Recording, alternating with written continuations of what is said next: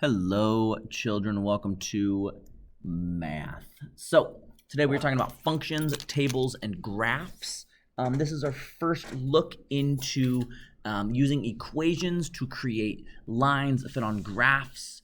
You will deal with this concept a lot as we move forward in our years next year, leading into algebra, into algebra 2, into all sorts of math. A big aspect of it is understanding this concept of functions into tables into graphs. Now, you might be asking yourself, well, what is a function?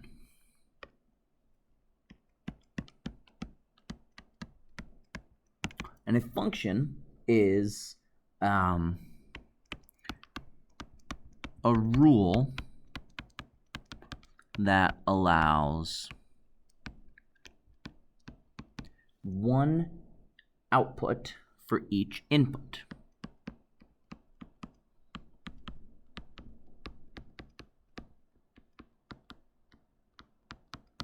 So a function is a rule that allows one output for each input.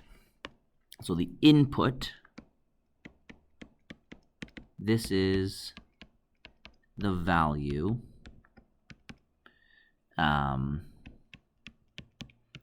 put into the function, and the output is the result of the function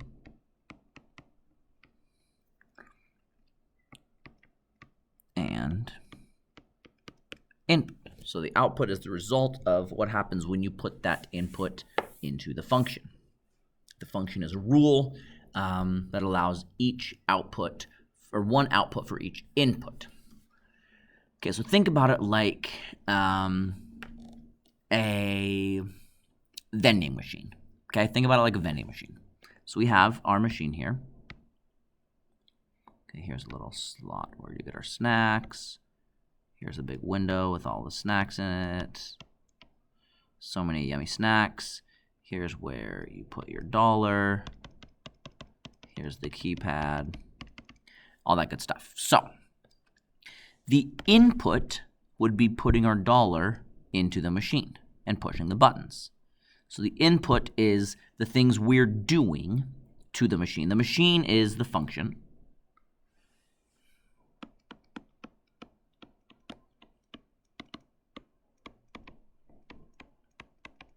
The input is the money and buttons, and the output is the snack.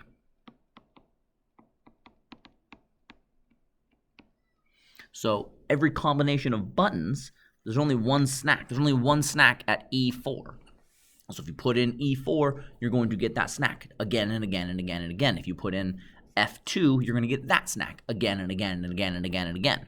So the function is the vending machine. The whole thing is the function. You do something to the function. Put in the numbers, and then what you get is the output, or the snack. Okay? So a little bit more math terms here when it comes to input and output. The input, this is the X value, and the output is the Y value. Okay, so the input is the X, output is the Y. All right, when we have a function might look something like y equals 3x plus 9. This right here is a function. This is a function, and within this function we have the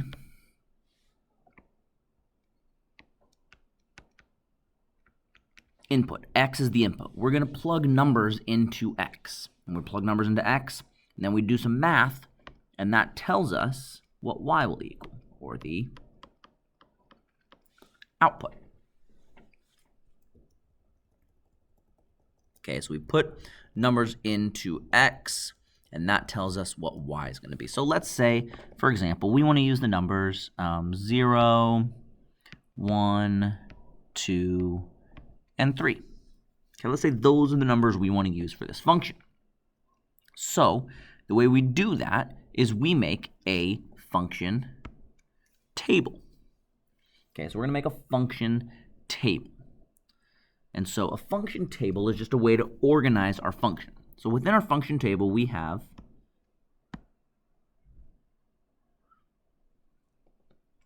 here's our table.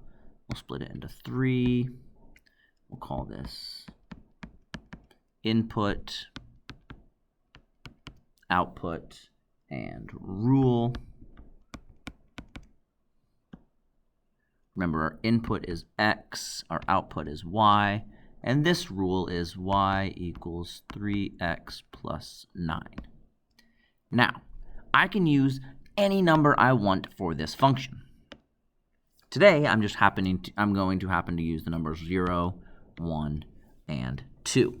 Just any numbers. I can choose whatever x values I want. I like to use these numbers 0, 1, and 2 because they're small and they're easy to math. But I could use 7, I could use 13, I could use negative 12, I could use whatever numbers I want. I'm just happening to use 0, 1, and 2.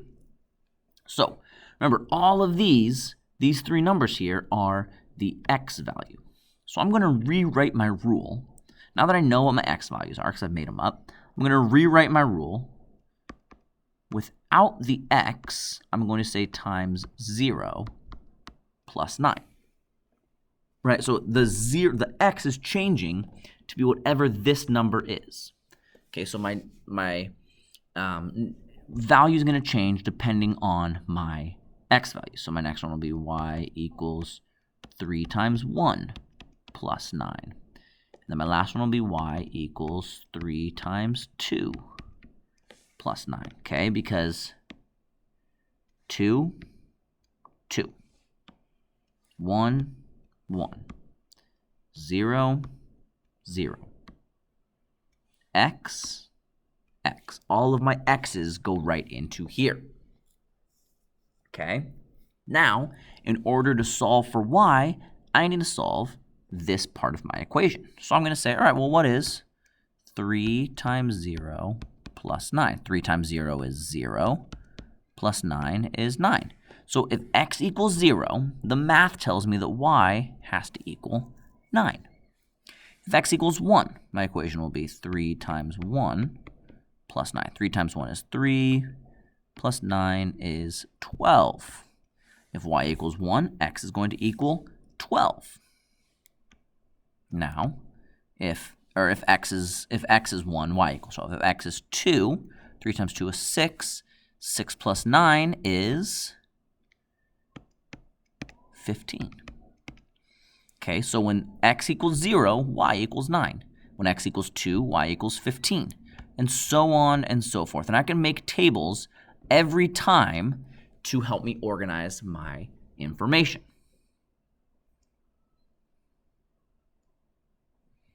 So I could go over here. So all right, I'm going to try it for,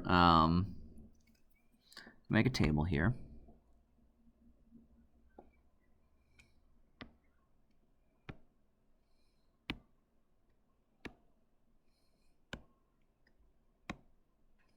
And here's input,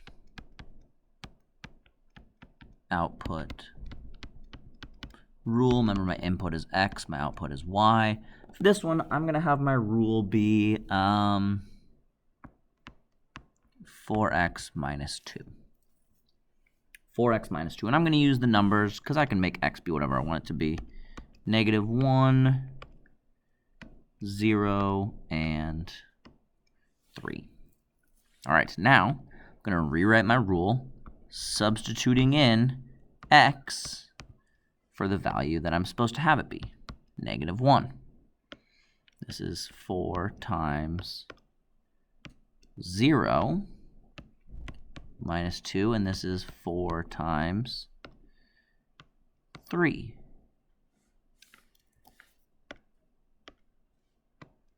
Minus 2. And now I do math. Let's start with 0 because it's easiest. 4 times 0 is 0. 0 minus 2, negative 2. Then let's go to 3 because I don't want to deal with negatives. 4 times 3 is 12. 12 minus 2 is 10. And now finally, let's go to negative 1. 4 times negative 1 is negative 4. Negative 4 minus 2 is negative 6. And there is my output for this table. Now, we have talked about functions, tables. What do graphs play into this? Well, if I have my table here, I can actually add in one more group on the side here. And these are going to be my ordered pairs, where an ordered pair is x, y. And so I'm going to use my x value and my y value of each pair, input and output, to find an ordered pair. So this would be negative 1, 6. Because my x is negative 1, my y is 6. When my x is 0, my y is negative 2. And when my x is 3, my y is 10. And then I can go on and I can graph these points on a graph here. If I have my graph, I could say it would be something like, this would be my 0, negative 2. This would be my negative 1, 6.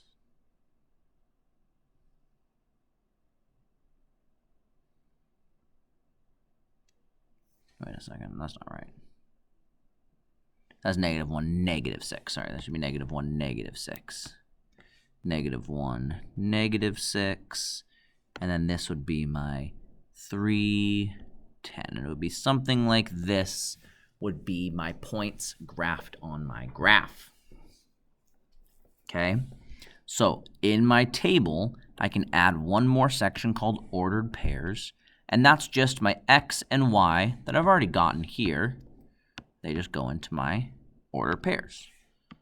My x and y go into my ordered pairs. My x and y go into my ordered pairs.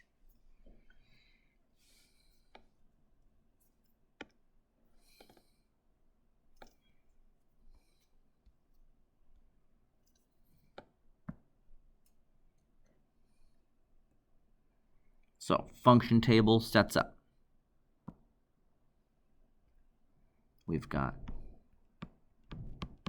input, rule, output, ordered pair. My input is x, my output is y, my ordered pair is x, y, and my rule can be whatever I want it to be. This rule will be 2x. So I go through.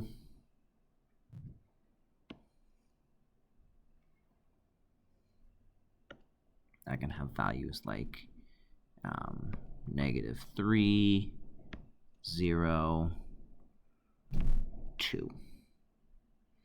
This becomes 2 times negative 3. 2 times 0, 2 times 2. All right, I want you to tell me, with this information, what are my 3 ordered pairs? In order, what are my 3 ordered pairs from top to bottom?